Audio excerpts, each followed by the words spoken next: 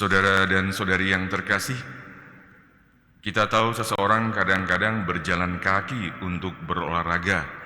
Jalan juga bisa dilakukan di tempat wisata, di tempat umum, di mal, di trotoar, dan sebagainya. Berjalan bisa dilakukan dimanapun yang bisa dijangkau oleh manusia.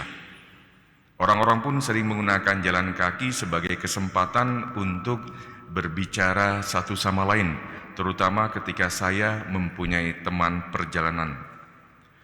Pada zaman Yesus, berjalan pun biasa dilakukan oleh para guru dan murid-muridnya ketika mereka menggunakan jalan kaki sebagai sarana dan wadah untuk mengajarkan tentang nilai kehidupan, tentang ajaran moral, maupun tentang satu peristiwa dan makna akan peristiwa itu.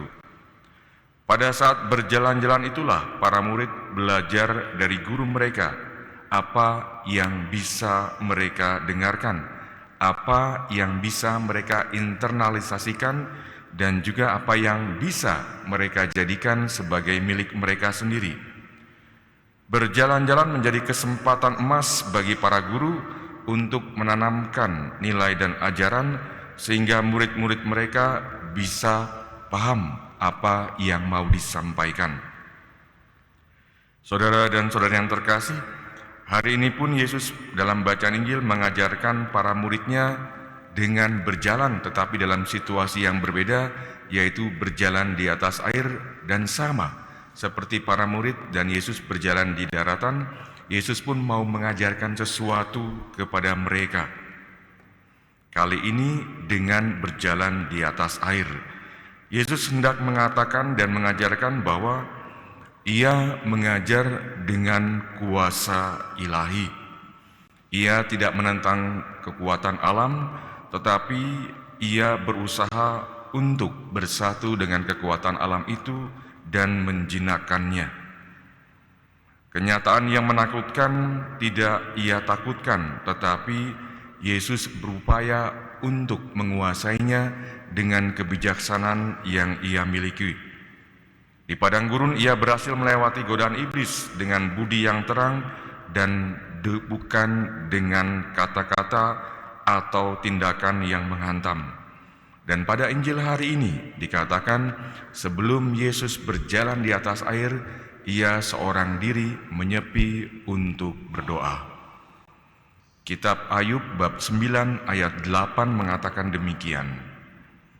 Allah yang Maha Kuasa membentangkan langit dan berjalan melangkah di atas gelombang-gelombang laut. Artinya, Allah menguasai kekuatan-kekuatan yang dahsyat.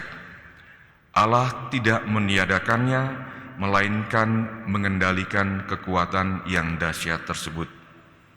Ia mengatur alam yang dahsyat dengan kebijaksanaannya, dan Yesus pun melakukan hal yang serupa.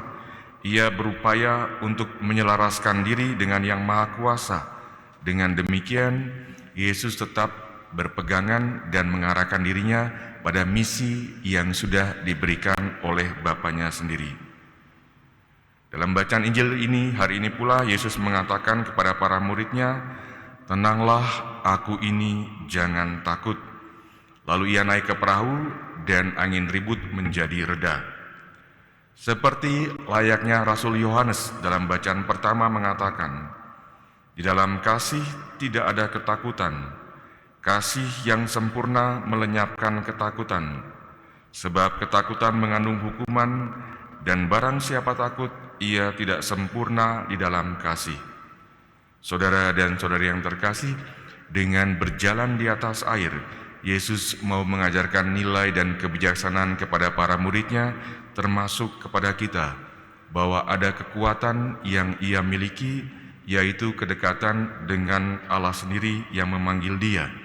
Kita pun dalam mengikuti misa harian diajak bersama-sama untuk berjalan-jalan, bukan berjalan-jalan saat misa, tetapi berjalan-jalan bersama Yesus untuk mendalami sabdanya dan kemudian tinggal dalam Yesus sendiri, karena Ia adalah kasih yang memampukan kita untuk mengatasi segala macam ketakutan dalam hidup kita.